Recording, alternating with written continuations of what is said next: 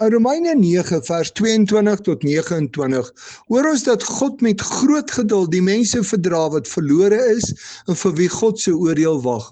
Waarom sou God hierdie verlore mense bly verdra? Openbaring 16 vers 9 en 11 en ook ander plekke sê dat God wil hê dat hulle tot bekering moet kom. God bly al dus in sy genade roep na 'n verhouding met hom. Ons hoor ook dat God die rykdom van sy heerlikheid aan sy kinders sal bekend maak. Ons is dus die spesiale voorwerpe van God as die groot pottebakker. Maar ons moet hoor dat God se kinders uit die Jode en die Grieke kom.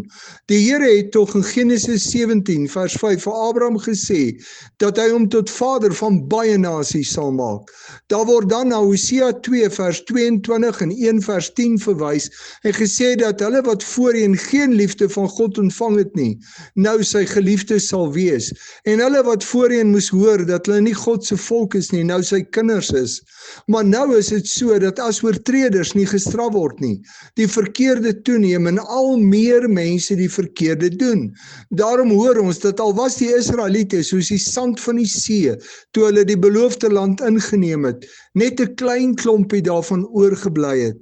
In die tyd van Maleagi was daar net 10% van die Jode oor wat nog in God geglo het. En toe die Here Jesus aarde toe gekom het, was daar nog minder. Waar staan jy? Is jy onder die min wat gaan deel in die heerlikheid van die Here om hy geantwoord het op sy genade in Jesus Christus en hom in jou lewe vertrou?